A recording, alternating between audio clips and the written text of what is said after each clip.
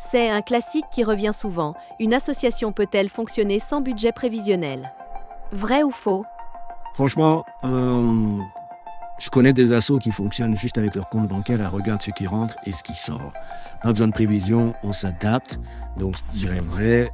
Faux. Et c'est une erreur fondamentale qui mène souvent à des problèmes. Le budget prévisionnel, c'est la boussole de ton association, c'est ton tableau de bord.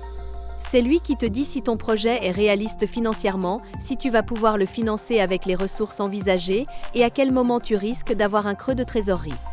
Sans budget prévisionnel, tu avances dans le flou, sans savoir où tu vas et si tu auras les moyens d'y arriver. Mais c'est obligatoire pour toutes les associations, même les plus petites, ou juste quand on te demande de l'argent. Dès que tu demandes une subvention publique, oui, il est obligatoire. C'est le premier document demandé par les administrations. Mais même en interne, pour les associations qui ne vivent que de cotisations ou de dons, c'est un outil indispensable pour piloter. Il te permet de fixer tes priorités d'action, d'anticiper les dépenses à venir même les plus petites, et surtout de justifier chaque euro engagé et d'évaluer la faisabilité de tes activités. Les chiffres parlent d'eux-mêmes. Selon les rapports annuels des services instructeurs de subvention par exemple, ceux des directions départementales de l'emploi, du travail, des solidarités et de la protection des populations des DETSPP, en 2022, près de 80% des dossiers de subvention refusés l'ont été parce que le budget prévisionnel était absent, incomplet ou manifestement irréaliste. 80%. C'est énorme. Et ça se fait comment ce budget ? C'est super compliqué avec des logiciels complexes. Ça n'est pas sorcier, Benoît. Pas besoin d'être un expert comptable pour commencer. Tu peux le faire sur un simple tableur Excel. Tu listes tes recettes attendues, subventions espérées, dons, cotisations des membres, revenus d'activité, vente de produits, billetterie.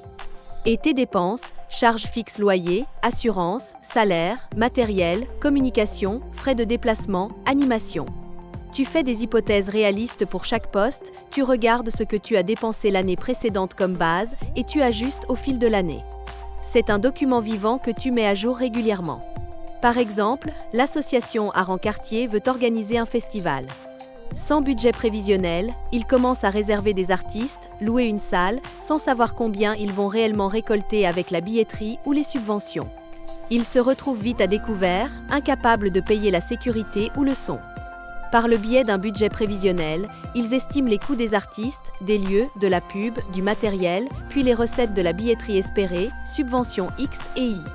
Si les recettes prévues sont inférieures aux dépenses, ils savent qu'ils doivent soit réduire les coûts, soit chercher plus de fonds avant de s'engager. Ça permet de dire, on peut y aller, on est prêt et on sait où on va. Donc pas de prévision égale pas de vision pour l'asso. C'est exactement ça, Benoît.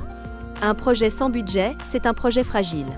Prends le temps de le construire, même si c'est une estimation, ça change tout pour la pérennité et le développement de ton association.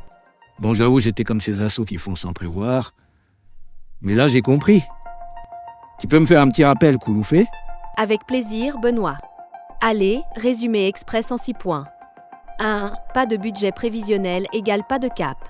C'est la boussole de ton asso, ton outil pour savoir si ton projet tient la route financièrement. 2. Il est obligatoire dès qu'on demande une subvention. Et même sans demande, c'est essentiel pour piloter, anticiper et ajuster. 3. 80% des subventions refusées en 2022 l'étaient à cause d'un budget absent ou mal fait, source, DETSP. 4. Il est simple à construire. Pas besoin de logiciel, un tableau Excel, des hypothèses réalistes et une mise à jour régulière suffisent. 5. C'est un outil de décision. Tu sais quand tu peux avancer et où tu dois freiner. Tu maîtrises ton projet. 6. Un projet sans budget est fragile. Prévoir, c'est construire. Même approximatif, ton budget montre ta rigueur et sécurise tes actions. En fait, un budget, c'est pas juste des chiffres, c'est de la stratégie. Exactement. C'est ce qui transforme ton envie en projet et ton projet en réussite. Merci d'avoir suivi cet épisode jusqu'au bout. Construisez vos projets avec rigueur, vision et un bon budget prévisionnel. On se retrouve très bientôt pour un nouvel épisode vrai ou faux de l'asso les amis. Prenez soin de vous et de vos engagements.